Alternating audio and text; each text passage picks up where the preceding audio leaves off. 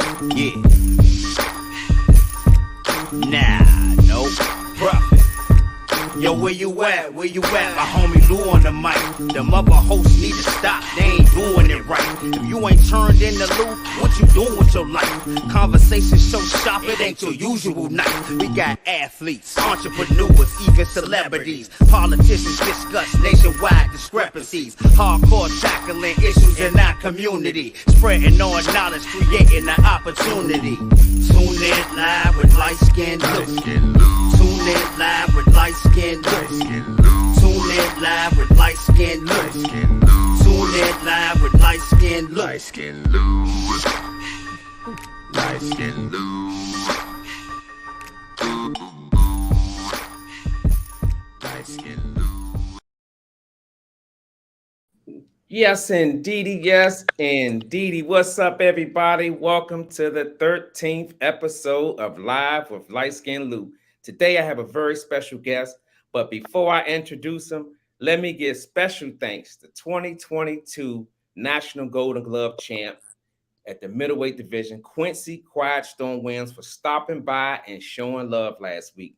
And also thanking you guys for your continued support for the channel. So continue to hit that like button. And if you're new to the channel, hit that subscribe button. And now, let me introduce my next guest. My next guest is one of the finest performers to come out of the DMV area since I can last remember. Coming off a 6-round KO on May 28th and is looking forward to doing more damage on October the 1st. He is none other than Anthony, the Entertainer Peterson. Yeah,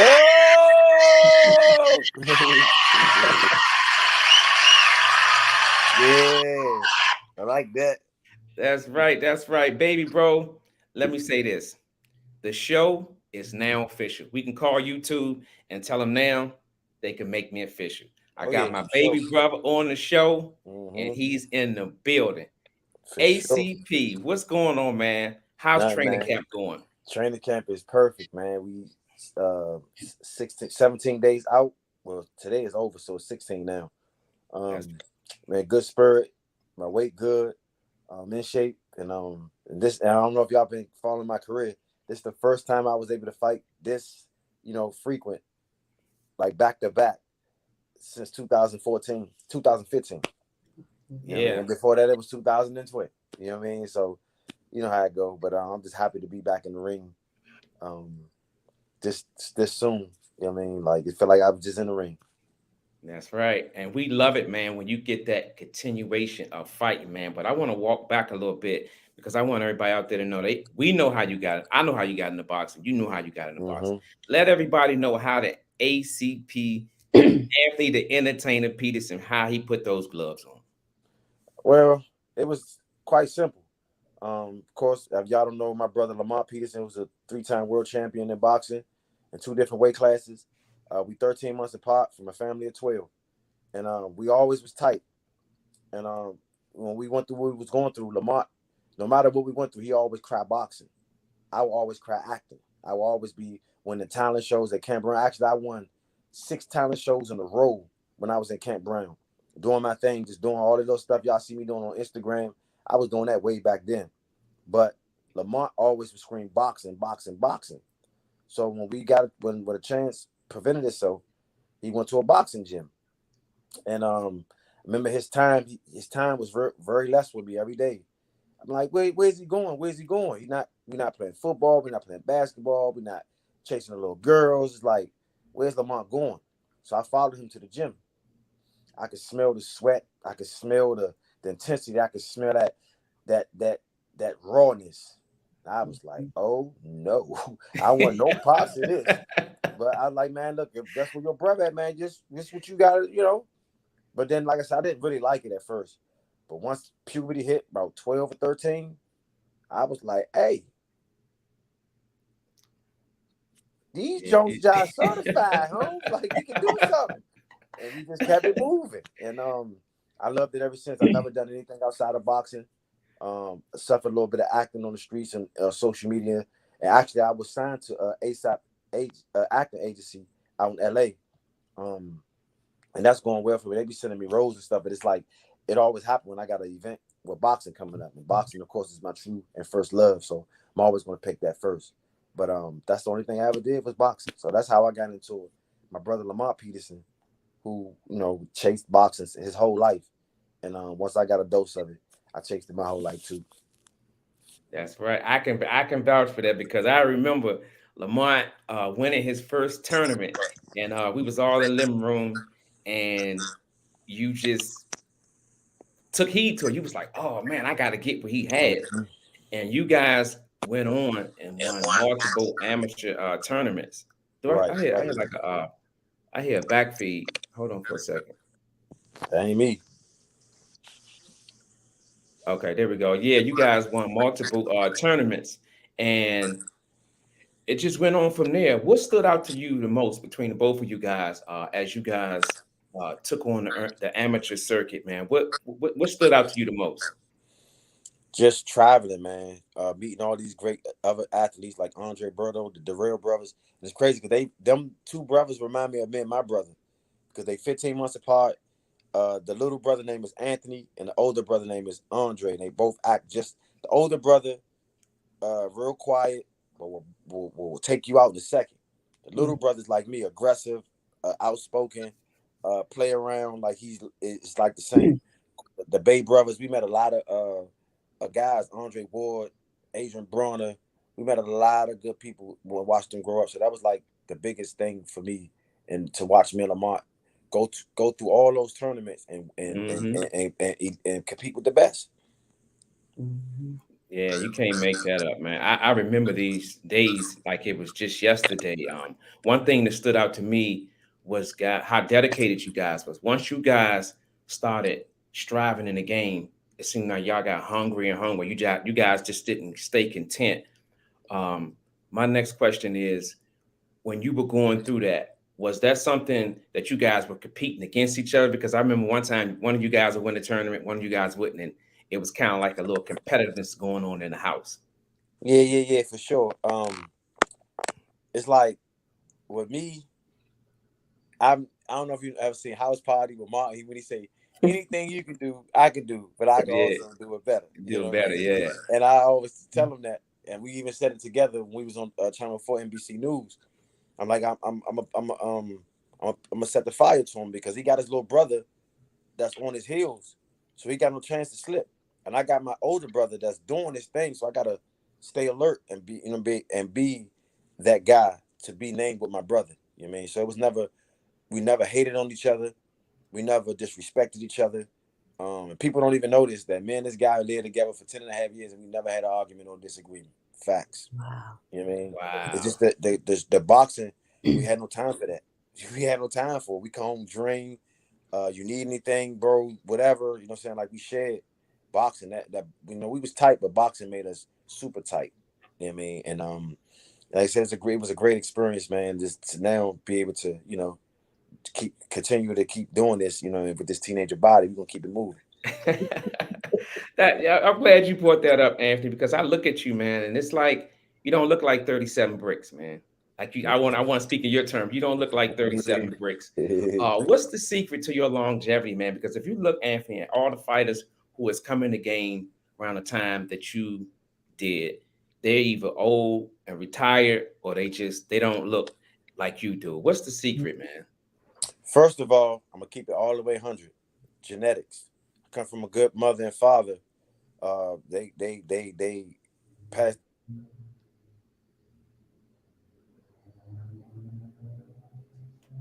He, Drinking a lot of water, minding my business, and just and staying in shape.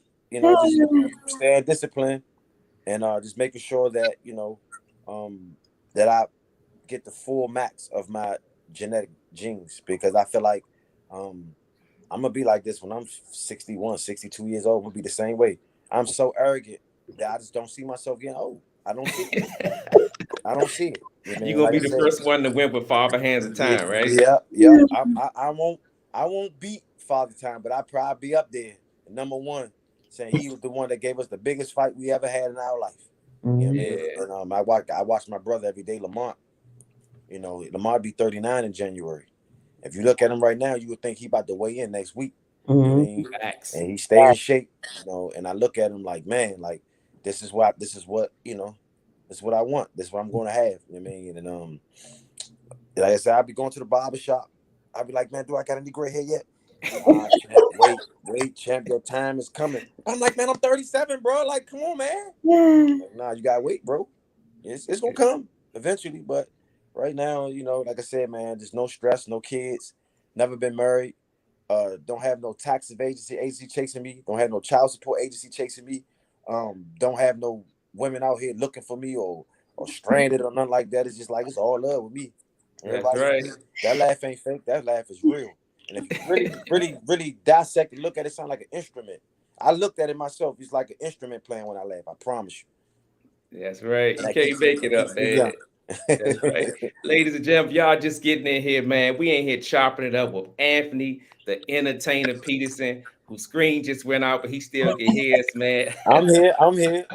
He in the dark right now, but no, yeah, hit that like button. And if you're new to the channel, hit that subscribe button. I'm in here chopping it up with my baby bro, who has a fight on October the 1st in the nation's capital. Anthony, what should the people out there expect?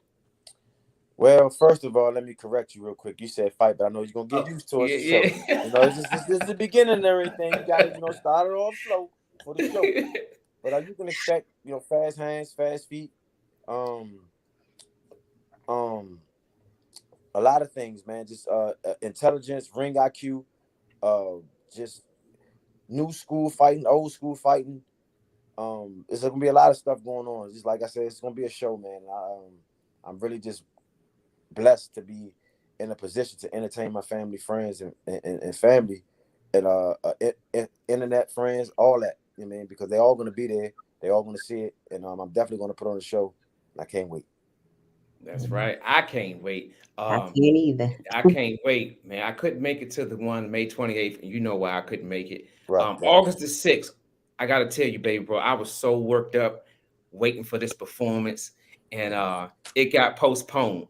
So my question to you is, when this stuff happens, when they postpone the fight, you've been training all this time, putting in all the work. How does that make you feel when you got a fight that's being postponed? I mean, it all depends on what's going on. Because this time it actually catered to, because I had little pain in my foot, like tendonitis in my foot. Okay. So of course, with that genetic gene, come from a family. My mother had 12 babies. My toughness is on top. You know what I mean? So I know how to mold through stuff. When they told me that it was postponed, I was like, that's good. They give me extra time. Now like my man King Richard said, my feet are fine. They fine now. Yeah. But I never got a chance to tell you, man. I was very impressed with your performance on August the 6th. No, your last performance at the DC Mystic Arena. You was able to break your fighter down. You took your time. Right. Methodically broke them down. And then the 6th round, you handled your business. Is that something that you and Lamont worked on during the training camp? Yes. Just methodically breaking them down? Yeah, for sure. We along with James Baker and Sean Johnson, we all worked on that. We knew the guy, he fought Victor Ortiz, he fought a lot of, guys that hit hard, and he was in there with him. So we know we're gonna take our time with him, and we're not really gonna go in there rushing. Plus, we just shaking off rush from being off a 2.5-year layoff, and before that, 2-year layoff, and before that, 17-month layoff. You get the picture. But it was the part of the game plan to go in there, block with our hands and our gloves, good head movement, foot movement, and weigh him out. And when the 6th round come, once I seen him putting his hands on his hips and stuff, I said, yeah, he done. Let's go get him. And that's what He we was did. like Mr. T on Rocky 3. Yeah, let me go get him. Yeah, let me go get him. Yeah, you mentioned some names, James Baker and Sean Johnson. Y'all listen, special shout out to them. You have like a dream team of coaches, especially 2-time champ Lamont Peterson, your older brother. Right. What has that been like, man? Because it seemed like you under new management, you under new trainers. It just seemed like you have a different energy about you. You want to elaborate a little bit on that? Oh yeah, for sure. Just right now, like I said, my brother Lamont Peterson, he basically been my coach my whole life, especially with boxing. You know, us sparring all those times. And of course, you know, Barry Hunter did an excellent job, and Patrice Hurst, they did an excellent job too. You know what I'm saying? But we going to the professionals in that elite level. My brother been there before. My brother fought on those elite levels before, and Lamont is gifted on how explaining things to people, make the situation look easier than what it is, and make it sound simpler than what it really is. And just having him, Sean, and like I said, all three of my coaches I've been in the ring with before. I sparred James Baker several times. I sparred Sean Johnson several times. I sparred Lamont Peterson plenty of times. Yes. So, you know what I mean? Like, they know me through and through. They know everything, you know what I'm saying? So, those three sets of eyes on me at all times, it's a blessing, man. That's why I just feel like I feel rejuvenated. I feel motivated. I feel like just, you know, after this event, I may take one more in December, early January. Then after that is whoever. Yeah, that's right. That's what I want to hear, man. Get that title shot. When people found out that you were going to be on the show, one of the main questions that people was always asking me, I said I'll bring it up when he comes on the show. 39-1-1 and hasn't had a title shot. What do you think that's about? Why do you think that happened? Boxing. Just boxing. You know, I understand if you viewers, and I say this a lot on a lot of my interviews because I want y'all to get this picture. This is not a national organization. Like, the key word is the N word. National. NBA is a national organization. NFL is a national organization. NHL is a national organization. Boxing is organized crime. There is no sport. There is no organization. There is no commissioner that's over top of the commissioner. That's over top of the commissioners. All different commissioners with different rules and different regulations. Just like, for instance, in the NFL, the Cincinnati Bengals got to apply the same rules as the Dallas Cowboys, the Washington Commanders, and so everybody got to. Well, Tom Brady got 7 rings. Let him disrespect one of those rules. That's what's gonna happen to him. Out of there. And boxing is like the Wild Wild West. Who got the fastest gun? Who get it off the fastest? You know what I mean? Who got the more money? Who got the better marketing program? Far as boxing is, they cater to more of a person that's gonna sell. And you can't sell an Anthony Peterson because my life is boring as hell. I don't have any kids. I don't be in clubs. With them, that new little sign thing they got going on with people rushing with the bottles. I don't be doing nothing that's really going to capture the eyes of boxing fans. You can sell Anthony Peterson. Oh yeah, look, man, put Anthony in the ring with anybody, he gonna sell. But I'm not selling nothing. You know what I mean? Because and let's keep it 100. I'm black. You know what I mean? I'm black, and I'm of age. So-called of age. Because pretty much when you in boxing, they made it law. When you like hit that 30 mark, it's over. You old. You gotta understand that the human body's evolving, technology is evolving, everything evolves. You know what I mean? Look at LeBron James. Come on, man. The man about to be 38 years old. You know what I mean? Tom Brady, all these guys is all in the mind. But I truly believe that's the reason why the 39, 1, and 25 won't get served right now, because it's hard to say Anthony Peterson because my life is boring as hell. Yeah, to me, I got the dopest life ever. Dopest life ever. But when it comes to selling on that stage, boring. Get him up out of there. And I gotta hit and not be hit style. I don't got no style where I'm just gonna go into this ruthless and be reckless. Put my 9 senses on the line to knock somebody else's 5 senses out. You feel me? So that's just the way it is. Yeah, thanks for shedding light on that, baby bro, because I never looked at it that way. You made a very good point, man, because you know, if Tom Brady was to, going back to what you said about Tom Brady, if he was to do something illegal, they're going to suspend him, fine him, or something like that. So with boxing, if you're with the right people, they just going to tap you on the wrist a little bit and keep it moving. So that's what I want to ask you too, Anthony, was if you could change 2 things in boxing right now, what would it be? I would change the belts. There's only 1 belt each weight class. Okay. 1 belt. That's it. Yeah. And I would change the health part, far as what they do at these events. I don't know if y'all know, but when you go to these events, when you go to the arena, they don't allow the fighters to eat in the back. That is insane to me. You cannot. you cannot possibly know about the human body and hold a type of event like this, knowing about the human body. Because once the body do not get the food, the proper nurture, that you're not gonna perform at You're not your gonna max. perform. So you're gonna have people sneaking in. Man, I remember my foot on the Keith Thurman undercard, July 11th of 2015, and this was I came out my square. I never like really break rules. They had me back there from 3:30 p.m. to 11 at night. You Wow. understand that? With Wow. no food? But no food.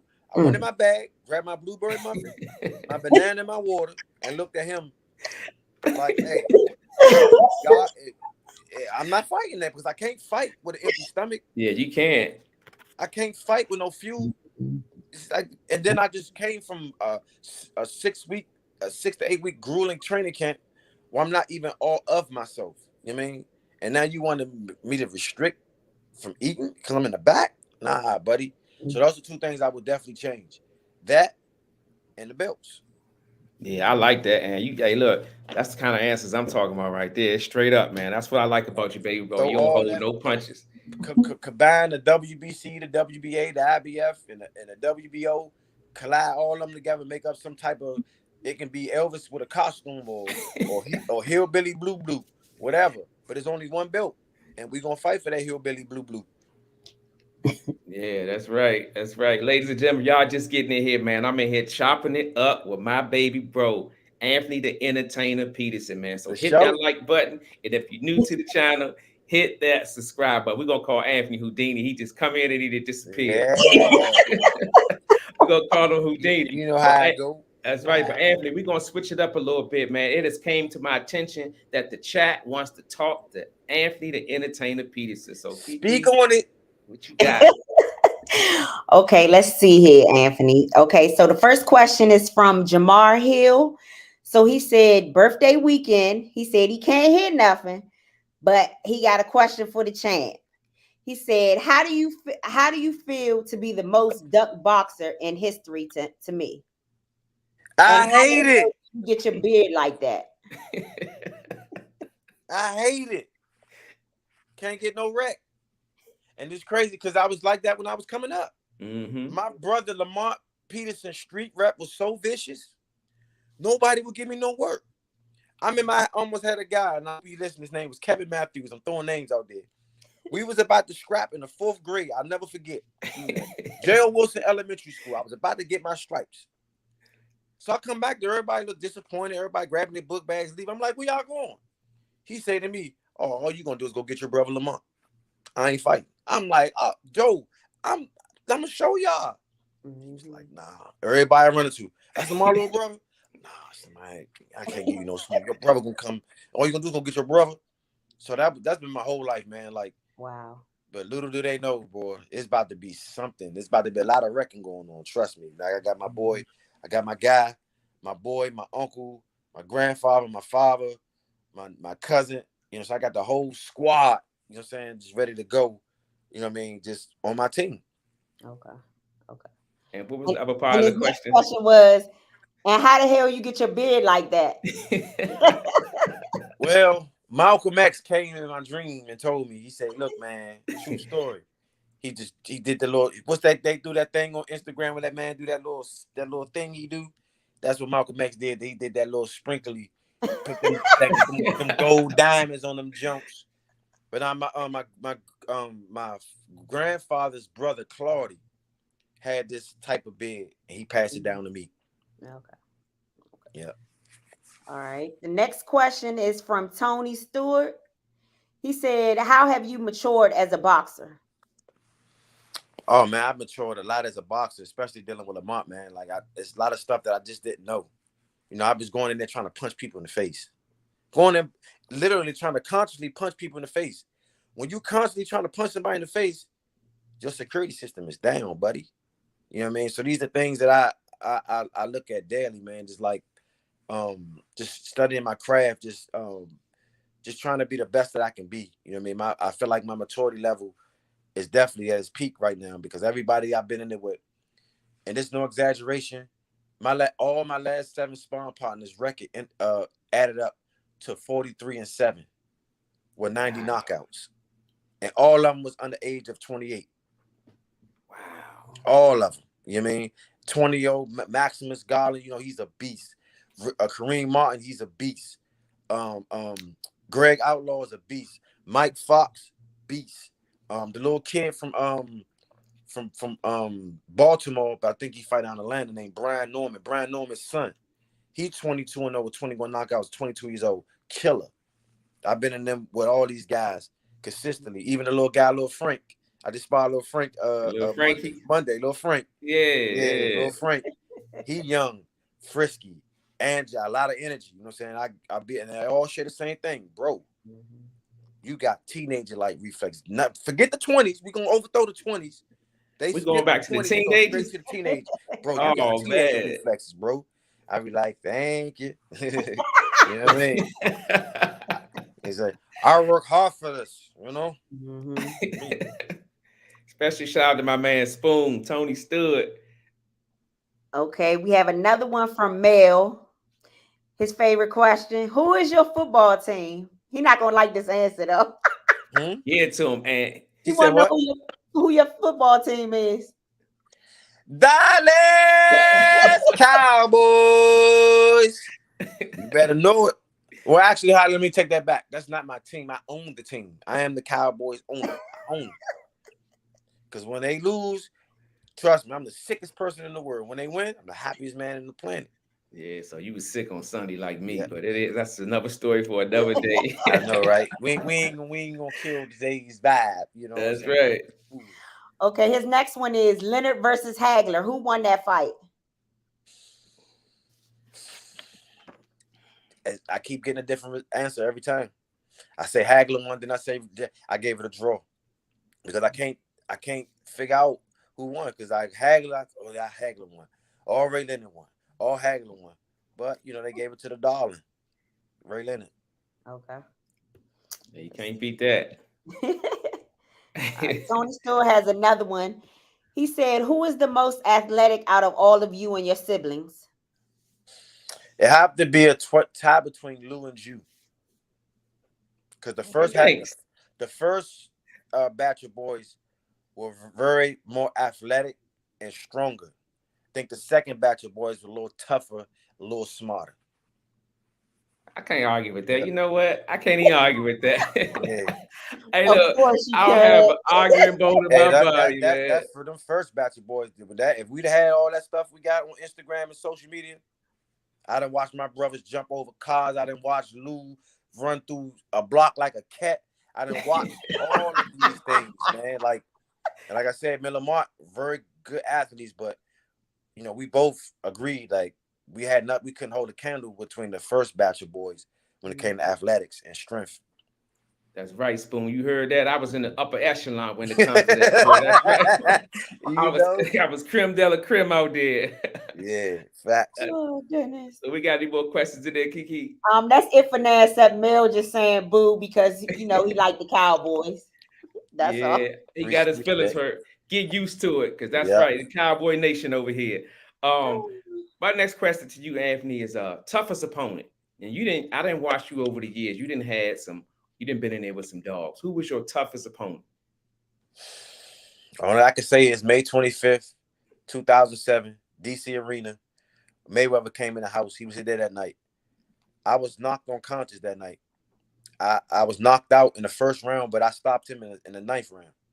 You understand? I remember that fight. That was the most, and I'm searching for that fight because I'm a master of my memory. I remember everything since I was 2. That guy stole May from me. He hit me so hard, May is gone. Wow. Can't get that back. You know what I mean? I can tell you dates that go back before I was even born. But that fight, he took that May from me. I don't remember anything. I was the main event that night. And they had an after party for me. I snuck out the back door with 6 Tylenols. And then I didn't even go home. I went to my mother's house. True story. I mean, my mind was gone. And truth be told, I'm telling y'all some stuff that's gonna be on my documentary. I was gun shy for about 2 years after that. I was real reluctant to take a shot. I'm really reluctant to go into that gauge because I was like, Joe, how did I win this fight? Mm-hmm. and I get knocked out. What woke me up was the vibration of my brother-in-law Boogie picking me up, and the vibration of like, what the hell, like, Like what just okay. happened? And then everybody was coming to me like, man, Slim, you look sharp. Slim, you look so good. I was waiting for him to be like, but he caught you and knocked you out, Holmes. Like, but you was doing good. I'm like, just tell me he knocked me out, because the way my mind was. Mm-hmm. That, and then I looked at the tape. That was definitely the toughest fight that I ever had in my life. You know what I mean? Like I said, it had an effect on me for about 2 years. True story. I was gun shy after that for a while because, like I said, and I didn't feel no pain. It just went. It was a quiet storm, basically. Yeah. Then I came into him, and Lamar was doing an interview. I'm like, young, I'm gone right now. Like, but people were so excited, and we were so people was oblivious to what was happening to me, because I supposed to went straight to the hospital after that.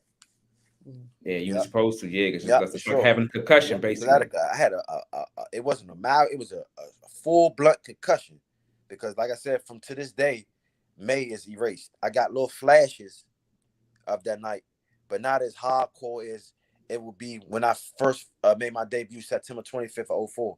How was that memory further back? And I remember everything in that event, and we go to May 25th of 07, and it's foggy. That's because of that event. He hit me with something in that first round, put me out. And that was all instinct in nature. And it's crazy because this is the final step that me and my brother is about to get to when it comes to boxing. My final goal in boxing is to show up to my event and sit in the crowd and watch me perform eating chips and hot dogs. Facts. And how I know it's possible, because I've done it before in sparring.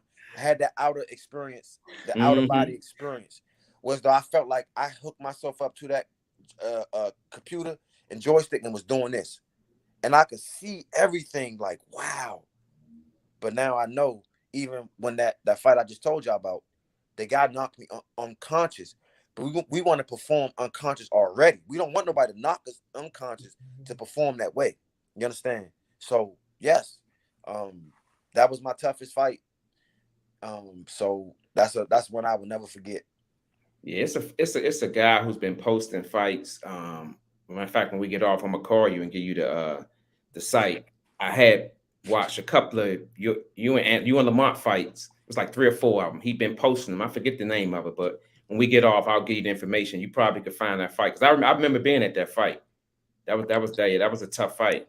Yeah. But my next question to you is the layoffs, right? You had like 2 or 3 layoffs, and now 5. you're consistent. Yeah, 5 of them. Yeah, over a long period of time. Yeah. During that time, you kind of, a fighter, when he does that, he lose something. He lose whether it's timing or whatever. How was you able to come back? Because your last 2 performances, I thought that you're progressing now. So how was you able to get through those times? Like I said, man, I can't take credit for that. My mother and my father, man, they genetics, man, they passed down some phenomenal genes, man. And to able to go through that, you talking about 12 pregnancies, bro, 9-month wait, and I can't wait to get back in the ring. You know what I'm saying? Just add all the months up in time of the wait period. You know what I'm saying? And my dad, of course, he went to prison before he had to wait. He had to sit and wait. So I thought about that. I thought about when my father was in prison. My older brother, Julius, was in prison. They had to wait. And there's guys that were in jail that didn't do nothing, that did absolutely nothing, that's in jail, and they got to wait for they take trial. I'm free. I can go and do whatever I want to do. They couldn't. So I just use that as a motivation. Like, man, it could be worse. You could be in jail right now. You could be just a lot of things that you got away with. You know what I mean? It's pretty much now you got to wait. It's happening in your boxing now. You know what I mean? So now you got to be patient and wait. It hurt me to sit in the gym and watch Adrian Broner, watch Robert Easton, watch Jamil Herring, watch Rashid Warren, watch Javante Tank Davis come to my gym, you know what I'm saying, and get championship fights. You know what I'm saying? And I'm just like, dang, like, and all these guys look up to me. They admire my fight game. You know what I mean? They all keep saying, like, when are you gonna fight? When are you gonna fight? It's like, man, I'm trying my best, man. I'm in shape. Like, man, like, bro, you almost damn near on your weight. Like, what's the hold up? But like I said, when my documentary come out, it's gonna be a lot of things that's gonna be said. You know what I mean? A lot of things that's, and it's not that I'm verbally bashing anybody or verbally bashing myself. Just telling the truth. Even with my own ass in the It's your blender, story. I'm It's your gonna tell story. it. They're like, That's damn, right. man, you be telling your problems like that, huh? Like, it's not. I don't feel like it's my problem. I feel like it's a it can be like a stage for people who go through that, who's scared to speak out.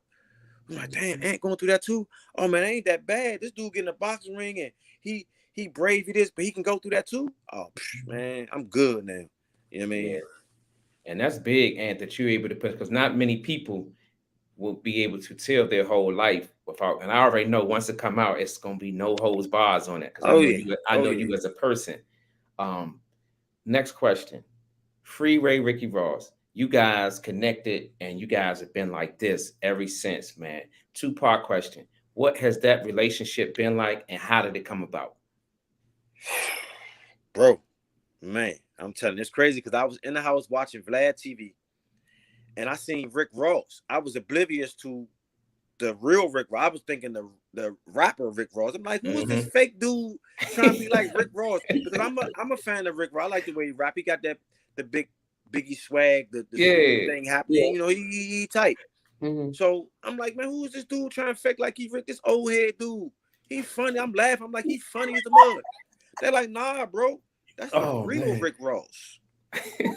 I'm like, what you saying? Like, nah, look him up. When I looked him up, I was like, whoa. And then when we met at my nephew's weigh-in. He fought at the Barclays Center January 25th on the Danny Garcia undercard. Okay. We met on January 24th, though. He came up to me and shook my hand. I was like, you know me? He was like, nice to meet you, champ. I'm like, Joe, that's Rick Ross. He said something to me like, ooh, I'm telling everybody. So the pandemic and stuff happened. You know, we lost contact with boxing. Everybody lost contact. You know how that went down. Yeah, it just went down the wayside. So I knew a girl named Serafina. She was always raving about my career, always trying to get me, you know, where I needed to be. And she told Rick about me, but you can tell it was almost like, all right, whatever, like, let's just get this out the way. So when I went to LA to do that situation with ASAP acting agency, she was like, I want to set up a meeting with y'all to, you know, get y'all acquainted with each other. And you can see the energy like, all right, man, let me just get this over with, man, and just meet this guy so I can be done. So we was at the tennis court, actually with Serena Williams and Venus Williams to play at, practice at. So we sat down. He told me what he was about, and I told him what I was about. And I could just see how he looked at me like, he said, bro, what you doing tonight, man? I'm like, I'm out here, you know, I told him what I was out there for. He was like, scratch that. You hungry? I'm like, I could eat. He's like, man, I'm gonna come pick you up and take you out to eat. When I knew this dude messed with me, is that when I stayed at the hotel right there at the Lax at the Marriott.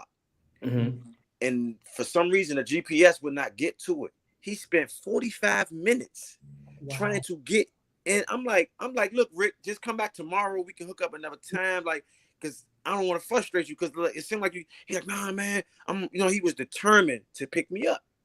And everything was supposed to, because if I'd have sent him away, this probably would never manifest.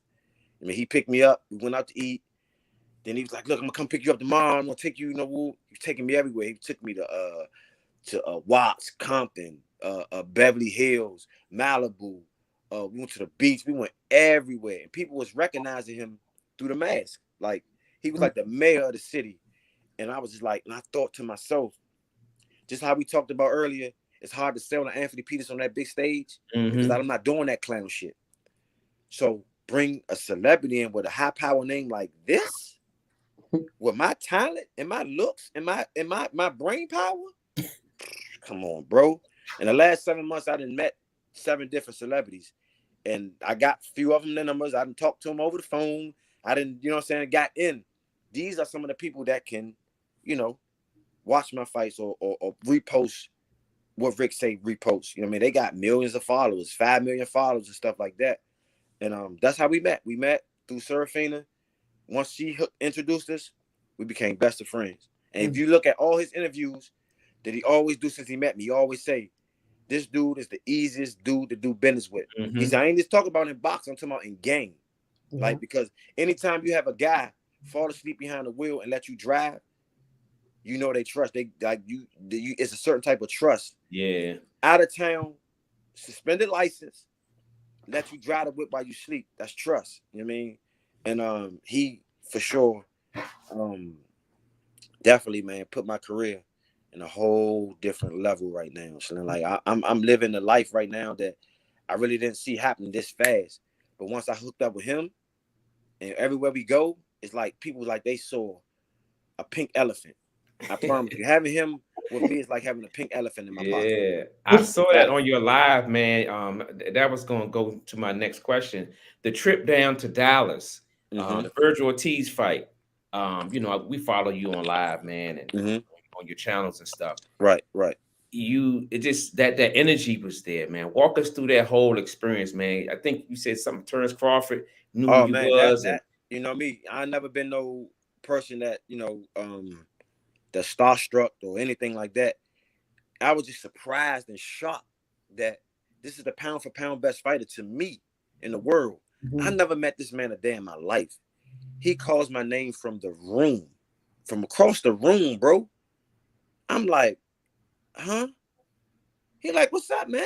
Like, then he touched my body, like touched my ass, like, Slim, you good? Like, what you doing? Like, man, Rick, we hooking up. He's like, man, that's a good move for you. Gave me a hug, we took a picture. But how I got down there, the little guy, little Floyd, Kid Austin, he's also a stablemate of mine. Then with Rick Ross. So I was come down and show support and show myself, and show the world that I'm, present myself, like come out there. And it's crazy because when I serve Bernard Hopkins, we rarely see each other, but when we see each other, we have a conversation about 2 hours. And our conversation was so passionate. People start coming around because it looked like he was getting on me about something because he was so passionate. And so people start coming around with their cell phones. When you get close, you can see he was just spitting game. And that's crazy because I really needed to hear that. He didn't hit on people saying like it's too late for you. He said, never let nobody tell you that it's too late for you. Never. He said, I was 37 years old when I clipped Trinidad. He said, you look back at that fight in 12 rounds, was I breathing? No, I wasn't. He was like, so never let nobody tell you nothing. And then seeing Terrence Crawford. That's right.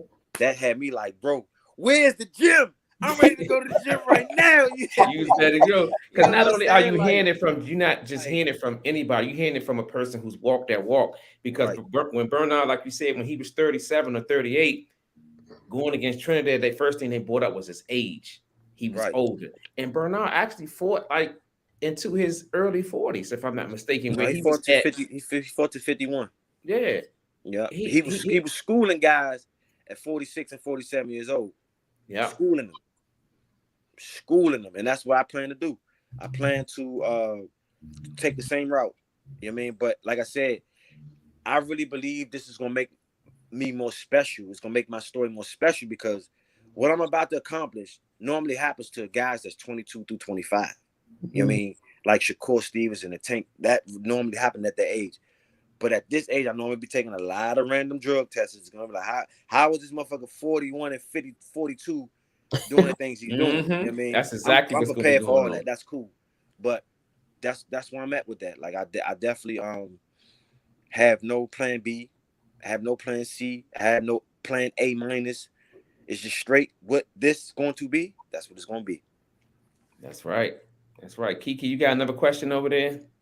It's kind of similar to what y'all were just talking about. Mel wanted to know, he said, besides boxers, have you met any celebrity that had you excited to meet them? In person or over the phone? I mean, FaceTime or because I'm ready to get to that. Well, it don't matter. So yeah, go whichever one. In person, I have to say,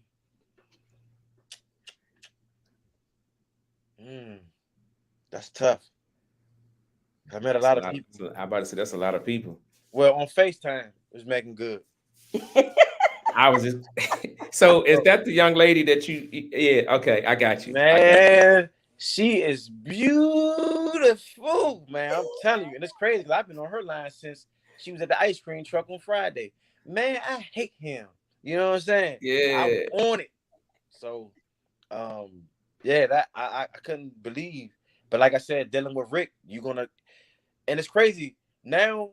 Dealing with Rick, I gotta stay by my phone because I don't know who he's gonna be around to FaceTime because he FaceTimed me, and that's how Floyd told you what's up on the show because he was with Rick.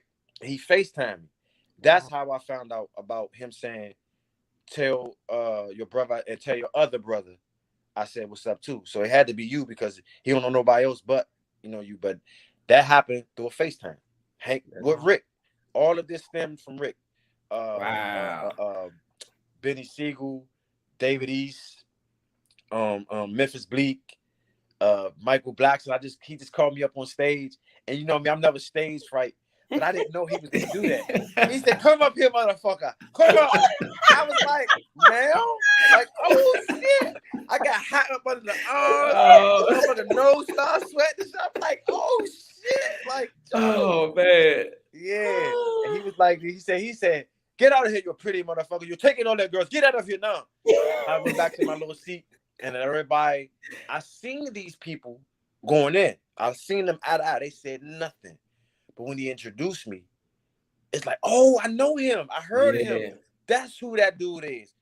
I took pictures, signed autographs, all that stuff, man. It was so dope. But he was one of the ones that was like more down to earth. I could FaceTime him right now. He just gonna whoop and yeah. That's what he do, man. When you meet guys like that, Anthony, I'm pretty sure it's like, I think you're a funny guy, Anthony, but you realize there's levels to this shit. When you see guys like Michael Blackson call you up on stage, there's levels to it. It was levels, bro. I'm like, all these people looking at me. Like, what the hell? Like, but everybody look at me in the boxing ring. I'm comfortable there. You know what I'm saying? It was different this time around. And this is a comedy show. I don't know if he's about to join on my outfit or fire me up. I don't know what's about to happen. I'm like, I ain't even got no Jones to Jones back. I ain't got no ammunition. You wasn't ready for it. And think about it, and he probably the minute you came in there, he had in his head, he had already put you in his act. Yeah. He said it though, because like I said, we was out Dallas. That's when I had met him when him and Rick was FaceTiming. He was like, "I'm gonna introduce you to my guy. It's 39 and 1." He's like, 39 and 1, he bucks. He put me on the phone. Then you can see his voice don't sound like it was regular because he's from Philly. Wow. He sound regular, like, and he only do that when he on stage. That real, that African accent, like he really put it out there. But from the time we talked on the phone, he sound regular to me. Yeah, that's right. If y'all just getting in here, man, hit that like button, man. We ain't chopping it up with ACP, aka Anthony the Entertainer, in the building. Special shout out to Dirk Curry, the money team, my man Spoon, Mel, everybody chiming in. Anthony, I always see you running the city. You got this term when you say, "I run the city." Everybody wants to know about it. Give us a rundown on that, man. Self-explanatory. I run the city. I run the city everywhere, every chance I get. A lot of people be like, "Man, you don't be scared of what's going on out here? People getting shot and all that." That can happen anyway. I can be right here chilling with y'all. Boom! Yeah. You know what I mean? But I would never restrict myself from being who I am. I'm a free spirit. And like I said, I've never been no tough guy. Gotta tote pistols and hang on street corners. But I got respect out here. A lot of people respect me and me and my brother, and my family for, what we stand for. You know what I mean? And I never had to worry about when I run the city or worry about watching my back or I can't run through. I run through Parkland. I run through Congress Park. I run through everywhere. They always put their fists up. I put it right back. Even when people beat their horn, I don't even know who the hell it is. So what?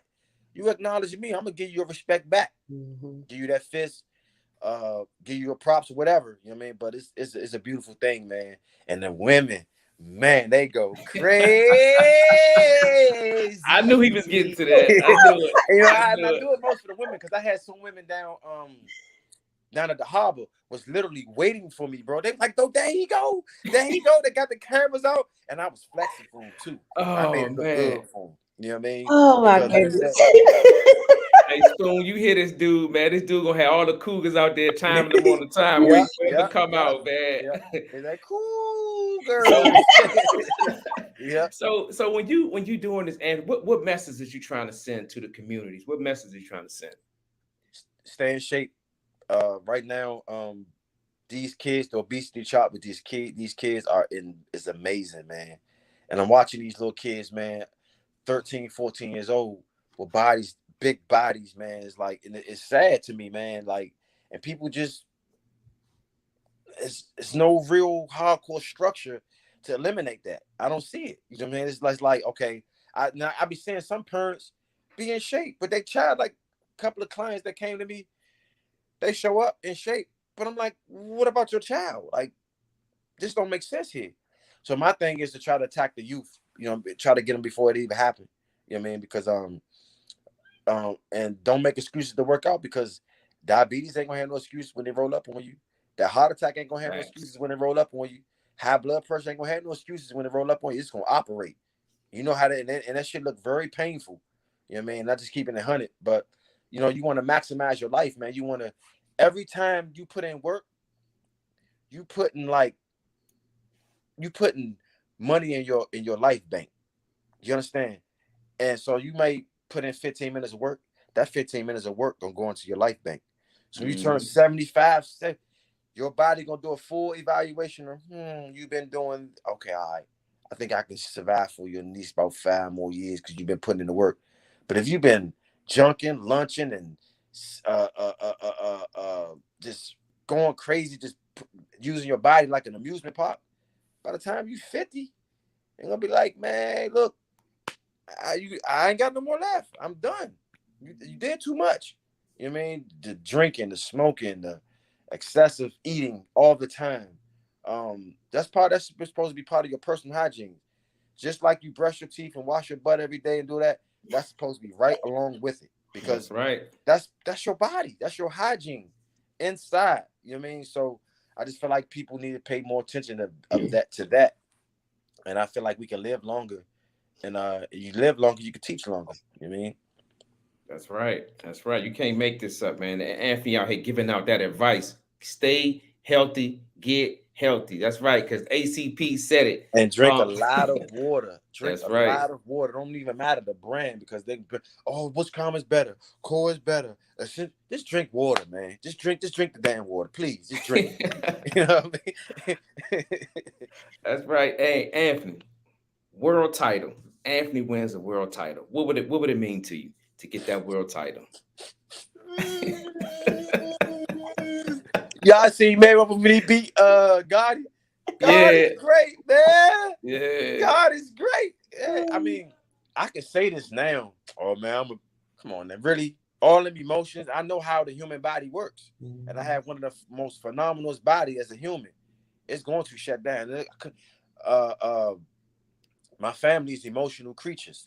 That's why we are so tight and so lovable. Everybody's tight because we are emotional creatures. And oh yeah.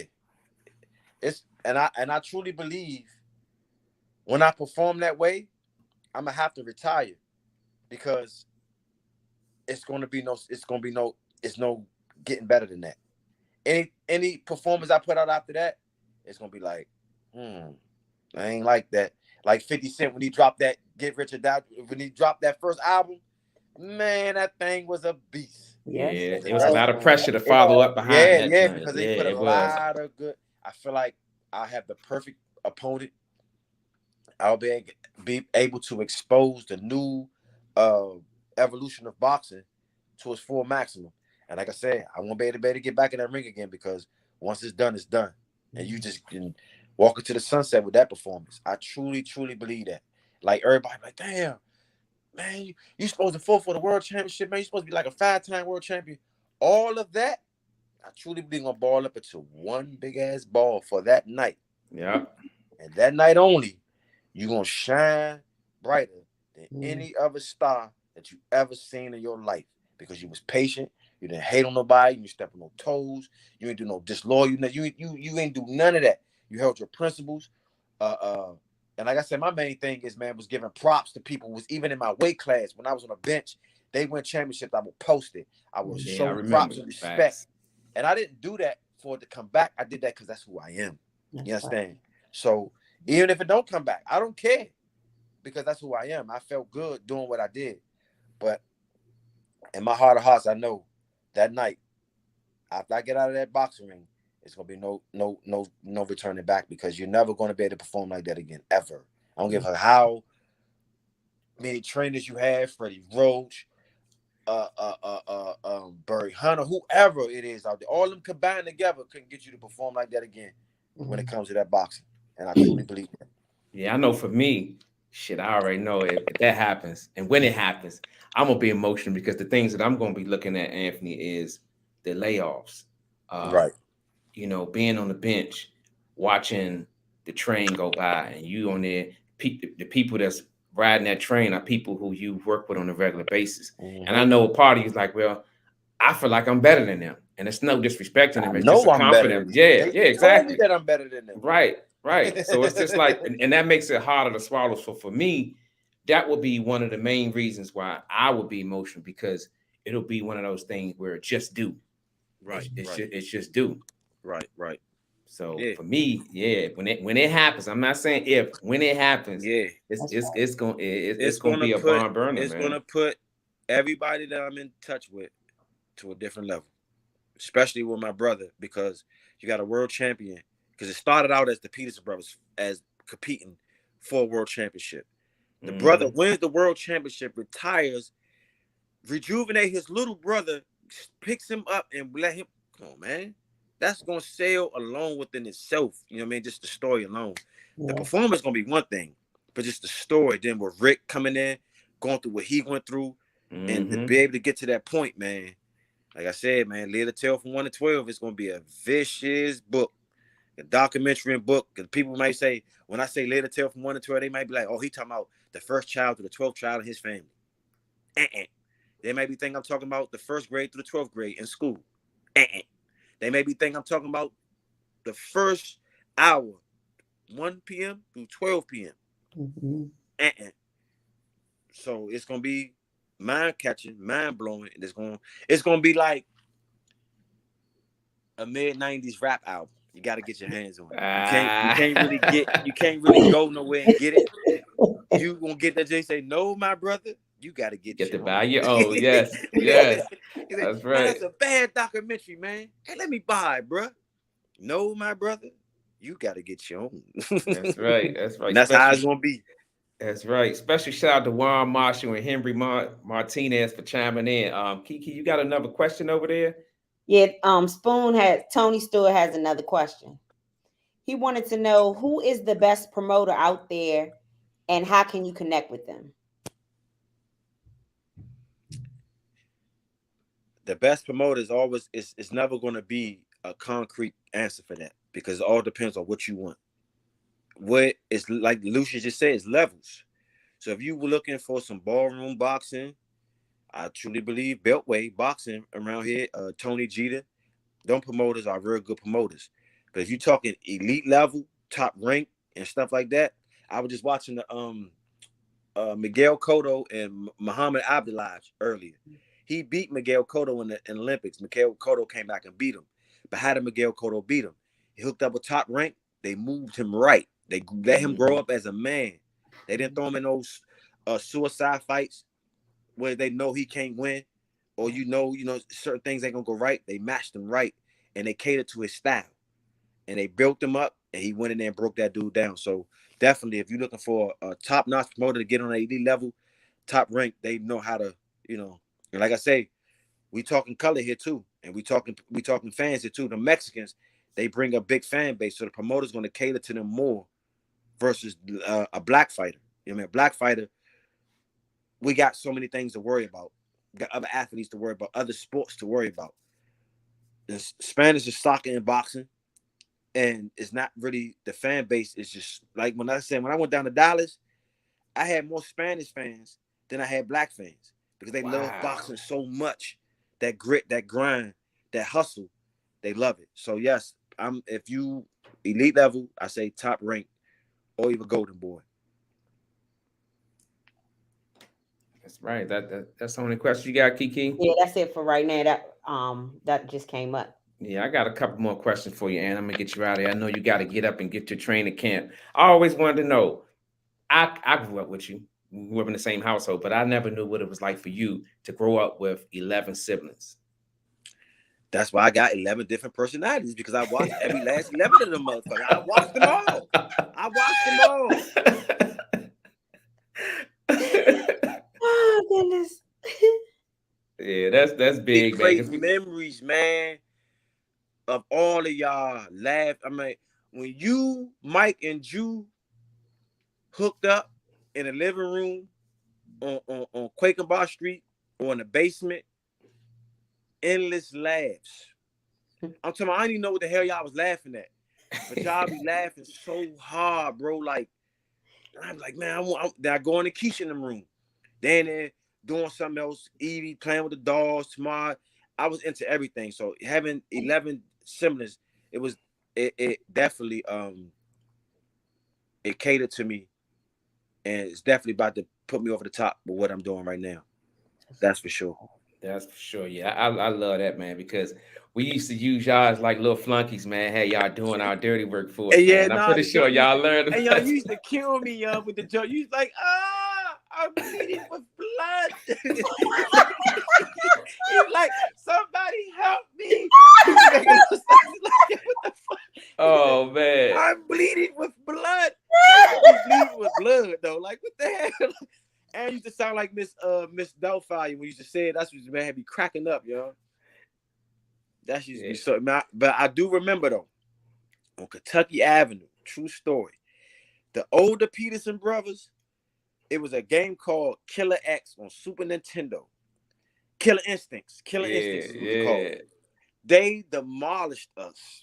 I'm talking about week after week. I'm talking about they was doing Ultra, just dogging us.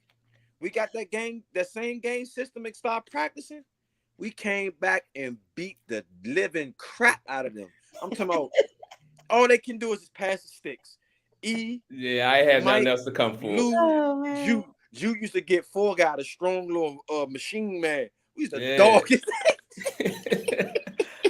Hey, it was over, bro. But those the memories that stick in my head because, like I said, we was little brothers, and y'all just let us come over every weekend.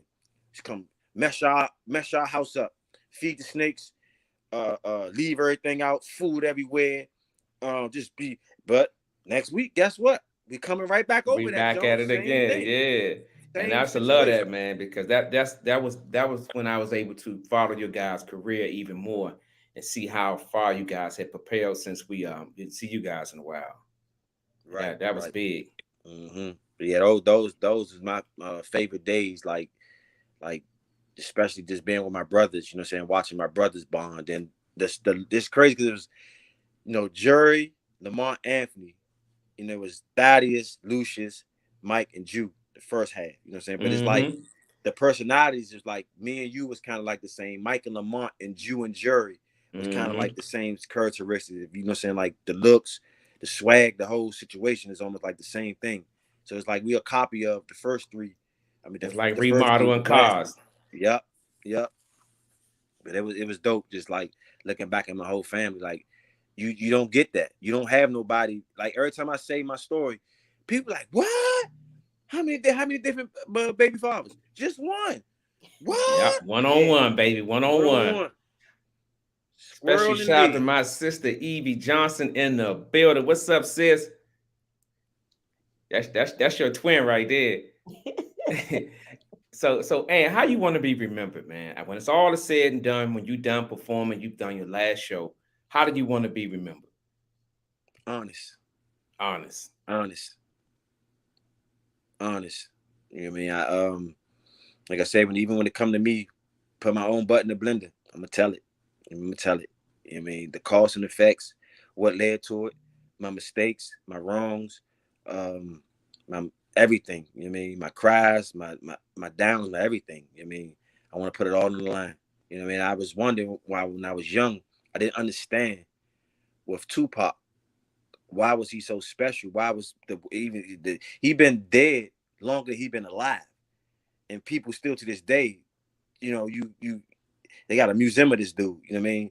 But he was honest, he was truth. And once you got that type of honesty, I don't care what you're doing. You could be scraping gum off a cafeteria floor.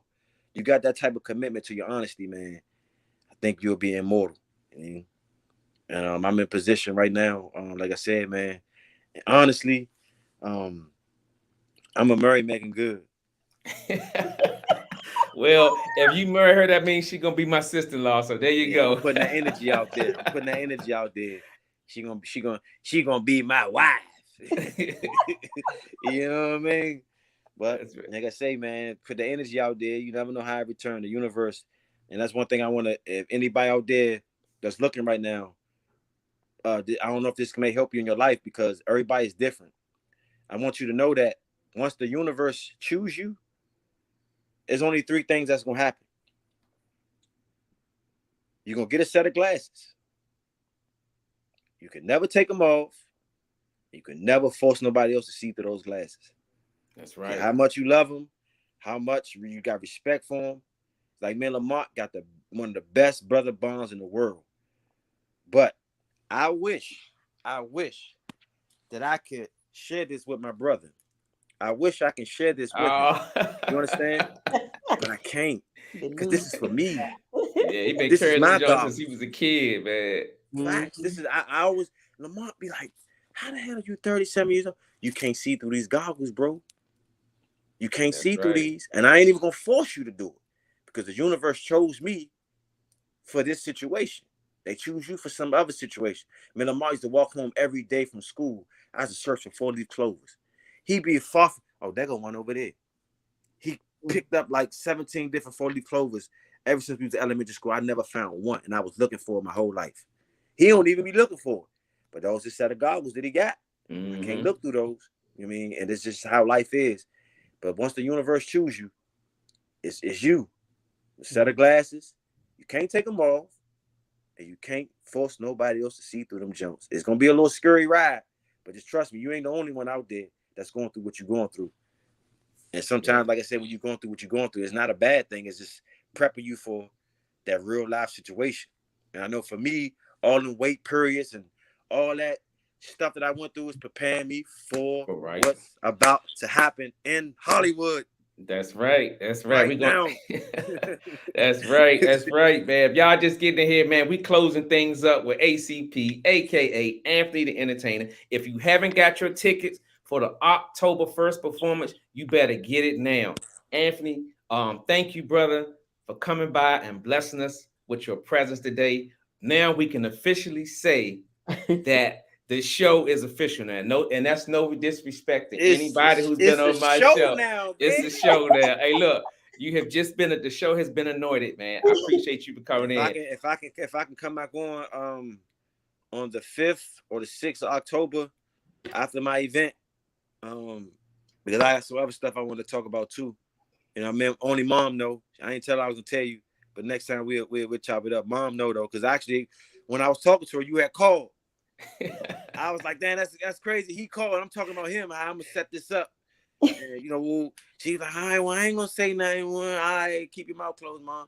I'm gonna handle this. She was like, all right.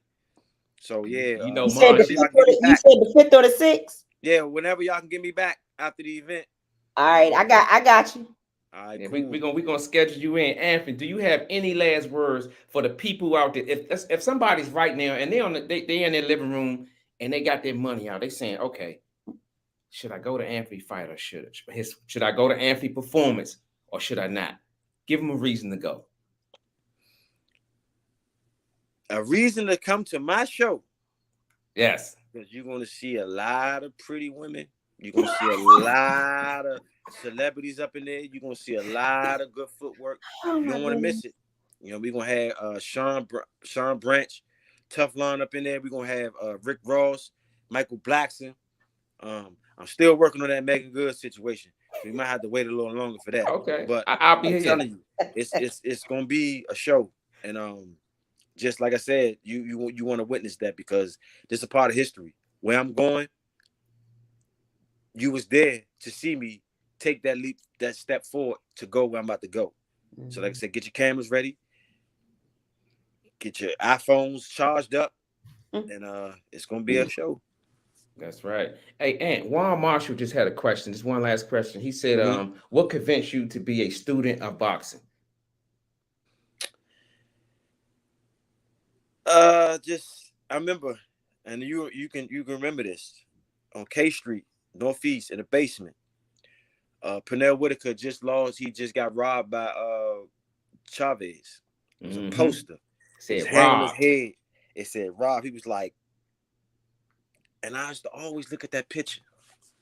And then once I did research on him and how he, because like I said, I always thought boxing was barbaric and just brutal.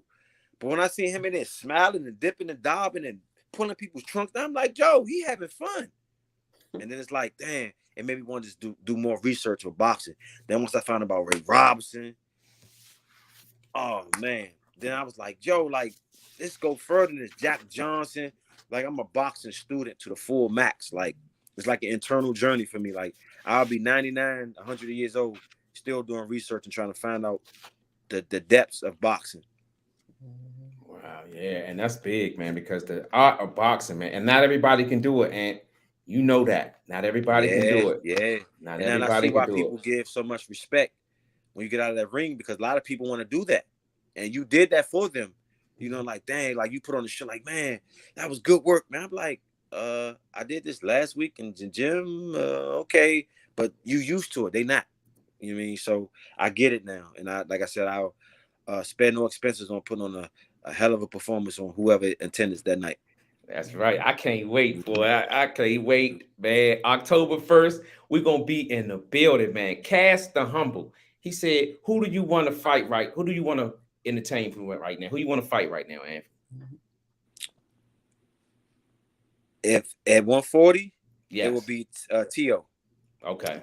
because they actually talked about it a little bit. You know, they called me. It's like December 10th. He fighting at the Madison Square Garden, December 10th, and but I was like, this event on the first have to happen in order for me to, I'm not skipping past this to go to that. Yes. You know, we've been out for too long. I respect the game, a young hungry lion. We're not about to go in there and be disrespectful and pull this off like that. We're gonna take our time. We're gonna do it the way we want to do it. But if I could do it right now and everything's set up the way it's set up, whoever got the belt, that's what I want, because I want that strap. And I'd rather for Regis Prograis to get it or T.O. to get it, because both of them killers. And by me taking them out, I'll be known as a super killer. That's I like that. I like the way you Yeah. put that. I love Yeah. it, man. So, man, we done with the questions, and I can't tell you how enthused I am to have you today, man. Thanks for taking the time out to come and kick it with Big Bro and Kiki live with Lightskin Lou. Any last words you want to give before you leave? Man, just believe in yourself. Believe in yourself. You mean, because nobody else gonna believe in you like you believe in yourself. It could be how many billion people on this planet? They could be outside knocking at your door. Go, go, go. But if you don't unlock that little cage, that little vicious pit bull or vicious tiger you got in your inner self, it's never gonna happen. That's right. And But before you self go, belief. yeah, before you go, and let them know where they can find the tickets at and where they can find you at on Instagram, Facebook, or whatever you have out there. Okay, I just got a TikTok and a Oh, Facebook, and I'm on Instagram. shit. Peterson Anthony. I got a oh, TikTok that people keep saying, man, you should get a TikTok, bro. You should go ahead and get a TikTok, bro. Hurry up and get a man. TikTok, man. I'm telling you, I did it last week. So all your I answered all your respect. I got y'all. But Peterson Anthony 808, and it's crazy. True story. Before I leave, 808. That's Megan Good birthday, August 8th. Woo! Everything. And see, look. It's meant to Without be. that, everything is internal with that. It's all eights, zeros, and never Oh eight. my God. If this It's happens, like, man, when it I happens, was like, it's gonna Joe, be something. this might go down. Oh, what you hear me? That's- 808. Man, everything happens for its reason, but I'm on it. And I appreciate everybody who tuning in tonight, man. And your show about to go to a whole nother level. Say about this year, next year about this time. Mhm. You're gonna be out there. I like the way that sound, man. I It's love it. all love. That's right. Hey, baby boy, I want to give you some flowers before you leave, man. I'm so proud of you, Anthony. the man that you are, the man that you've become. I watched you grow from a little boy to the man that you are now. This title shot, it's going to happen. And I'm going to be, like I said earlier, I'm going to be more excited than anybody because now that I'm tuned into boxing, like I always have been when you guys were, younger in the amateur days, I have a different level of respect for boxing. And for you to go through what you're going through, the layoffs, everything, you had a chance to say, you know what, maybe this ain't for me. Let me try something else. But you chose to stay with it, put your foot in the ground and say, you know what? Nah, fuck that. This is what I signed up for, and I'm going to get through it. Anybody's in here listening right now, they want the best for Anthony the Entertainer Peterson. And come October 1st, that's just going to be another stepping stone for you to tell your story when you win this belt. Because he gonna cry in the car, Kiki. When he get that title, he gonna cry in the car. Ain't nothing wrong with crying. So, like I said, man, I'm proud of you, man. Couldn't ask for a better, younger brother. You inspire me to do the things that I'm doing. Real talk. Like when you see somebody going through something and they persevere, it's like, you know what? If he can do that, then I can do this. So that's what the engine that drove me to doing what I'm doing, man. Continued success. My platform is your platform. If you ever want to get a message off or you want to send a special shout out to Megan Good, boom. You know what I'm saying? You can use my platform, man. But I always got to say before we leave. Oh, wait a minute, just before you end the show. Okay. I had one thing to say. You are all, this is for you. You are always giving me and everyone else their flowers, when they come on the show. So I think it's time that you get yours. It's well deserved. I'm proud of you. You're doing a good job hosting the show and you're built for this. So you need to keep doing your thing and keep up the good work. It's not just a me thing or you thing. It's a we thing, and teamwork makes the dream work. And that's what I want to say to you. Thank you. I really appreciate it. Hey, what can I say after that, y'all? I ain't got nothing else to say, but I always have work. Thank you, Kiki. I really appreciate that. Welcome. I always got a saying, and stay humble, stay hungry, and always live your life to the fullest. Anthony, continued success. Man, get in there October 1st. Let me give you my final do prediction. Your thing. Let me give you my final prediction for this fight, for this show. Okay. Pain. He just left. Ladies and gentlemen, we really appreciate you guys for chiming in, man. I ain't got no control over baby bro. He just rolled out on it. He gave us the Mr. T-shirt and he just rolled out. But I want to thank everybody out there, man, for tuning in today. Had a very special guest. Now I can feel like my show is official. I had baby bro on the show. So thank you guys for tuning in. Until the next time, we up out of here. Peace.